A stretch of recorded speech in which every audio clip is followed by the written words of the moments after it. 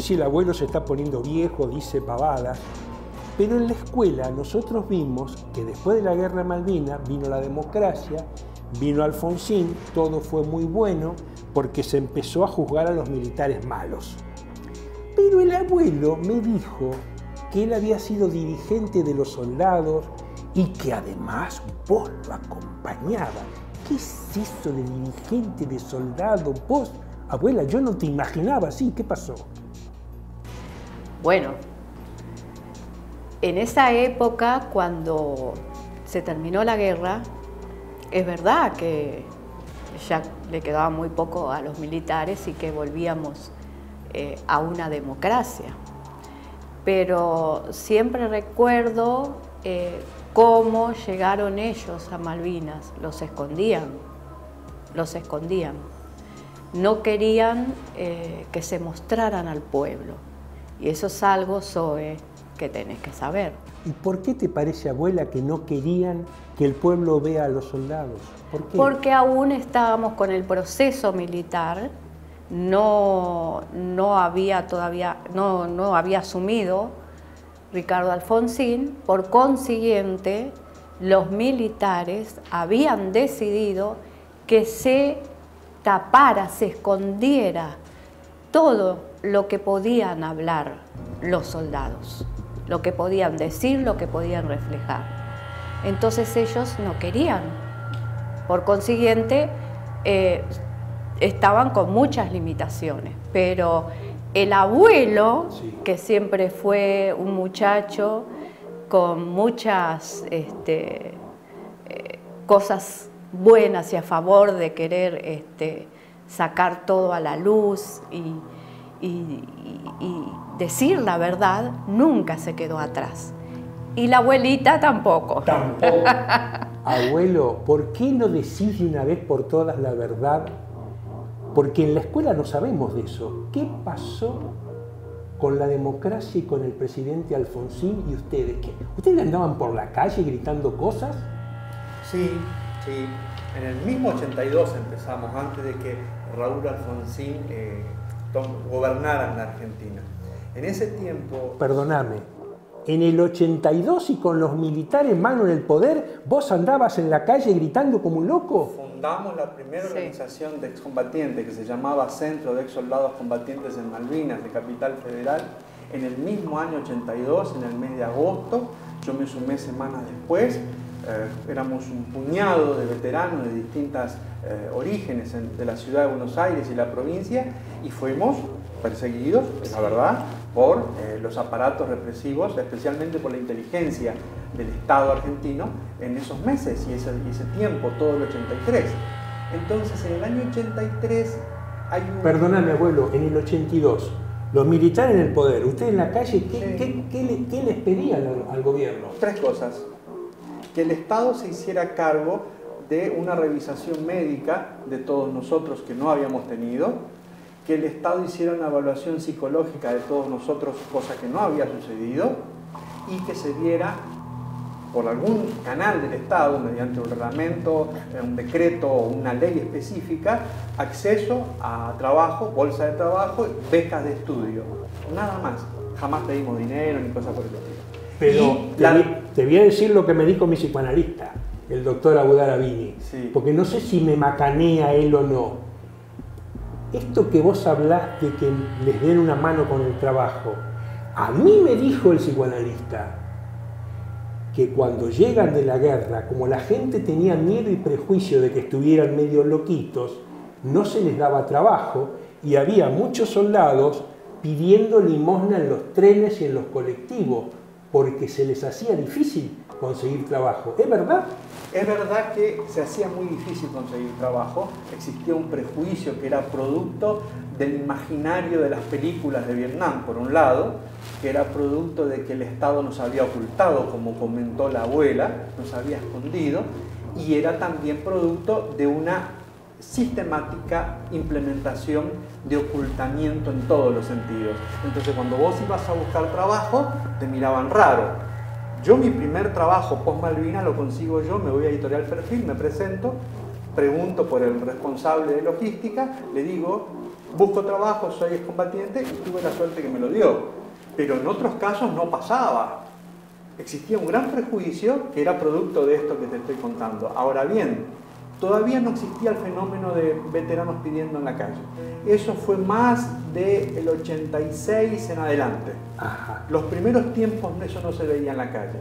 Lo que era un grupo de locos, porque sí éramos un grupo de locos, porque para ser en el año 82 la primera organización de veteranos excombatientes, con cero experiencia, con cero conocimiento, lanzarnos de buenas a primeras a desafiar al Estado militar, al Estado administrado por los militares, yo reconozco que estábamos un poco locos. Eso era verdad, eso era cierto. Es decir, que eran los locos Malvinas. Exactamente. Y a su vez establecimos algo muy importante, que eso nos llevó a chocar con Alfonsín, que es, una cosa era la naturaleza ilegítima de la dictadura militar, su doctrina de violación de los derechos humanos, y otra cosa era nuestra participación en ese evento bélico. Nosotros vestíamos el uniforme en nuestros actos, y una vez un periodista español me preguntó por qué nosotros vestíamos uniforme militar en un país en el cual la indumentaria militar se asociaba a la muerte, a la tristeza, al dolor, a lo ilegítimo. Y yo recuerdo como si fuera hoy lo que le contestamos. Nosotros con este uniforme no secuestramos argentinos, no torturamos argentinos, no fuimos parte de tomar sindicatos ni un ministerio. Fuimos a defender la patria con los pocos medios que nos dio el Estado. Por consiguiente, tenemos más derecho de utilizarlo que muchos miembros de las Fuerzas Armadas. Es decir, que ustedes se sentían en el 82-83 con más derecho, honor y dignidad a vestir el uniforme militar porque ustedes lo habían honrado. Absolutamente. Aunque no hayamos podido cumplir con todo lo que nos exigía el mandato constitucional y el mandato primigenio de la patria, que es defender hasta perder la vida. Yo me sentía que teníamos más dignidad de usarlo que Videla. ¿Y es verdad, abuelo, o estás un poquito del tomate, que durante el gobierno Alfonsín ustedes fueron maltratados en alguna de las manifestaciones? Fuimos ninguneados por la prensa de la democracia, porque la desmalvinización, que es una cosa que vos vas a encontrar si buscas en internet, SOE, es un neologismo acuñado por un sociólogo francés en un reportaje, pero lo implementa el régimen militar y lo institucionaliza Alfonsín.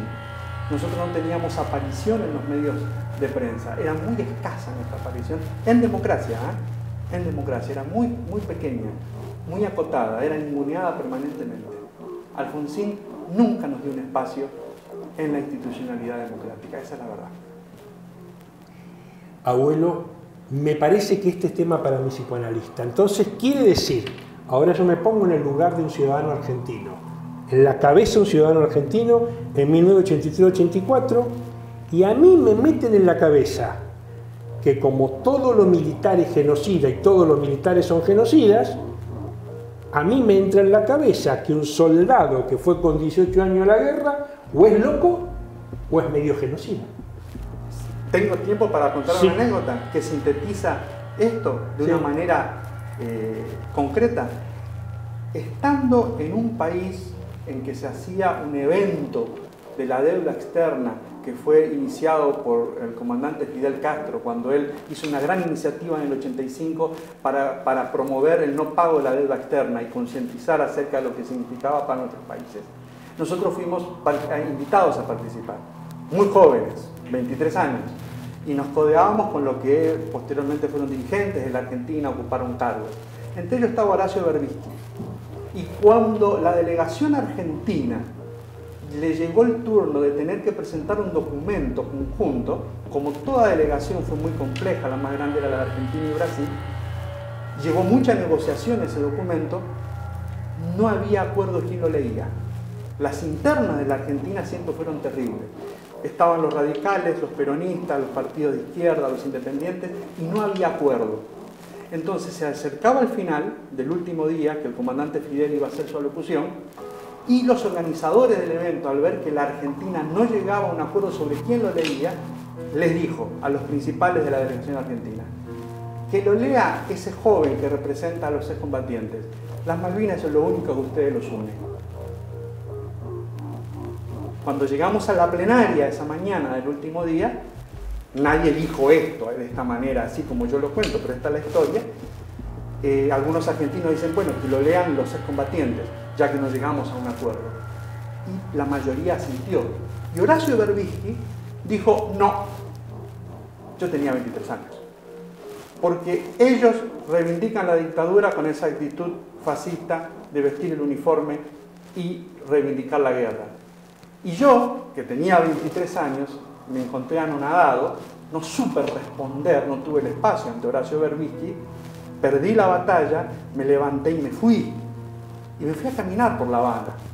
Y cuando calculé la hora de que iba a hablar el comandante Fidel Castro, volví. Y me encontré con la sorpresa que me habían llamado durante toda la tarde, porque los organizadores, al ver la actitud de Horacio Berbisky, dijeron, no importa, que el que representa a los excombatientes diga lo que quiera, que no lea el documento antes de que cierre el comandante Fidel Castro.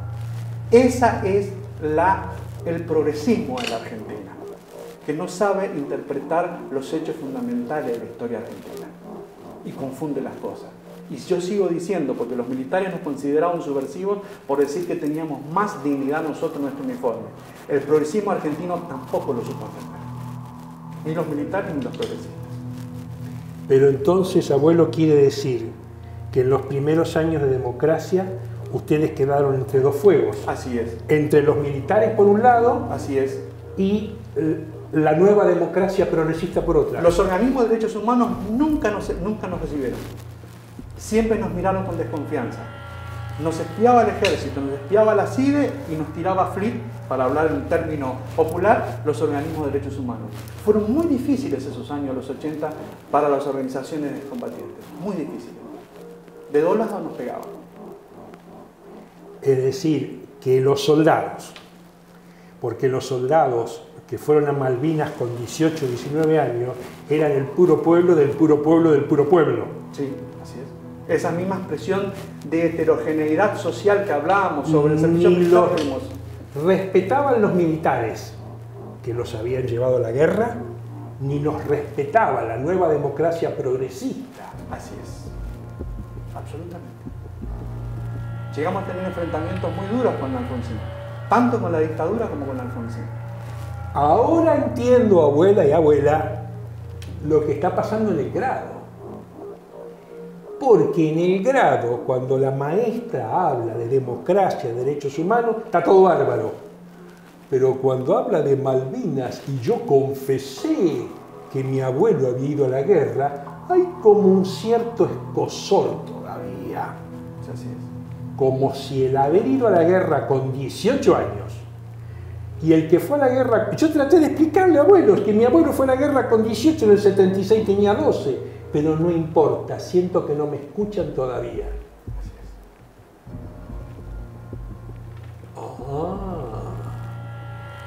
Y eso todavía sigue. Pero pasaron muchos años para que por primera vez el Estado argentino no se avergonzara de nosotros. Eso sí lo llegamos a ver, Zoe.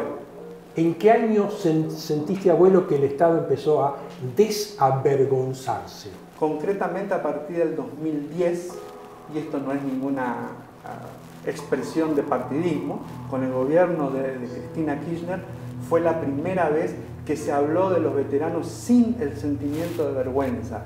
Con sus matices, sí, del progresismo, pero fue la primera vez.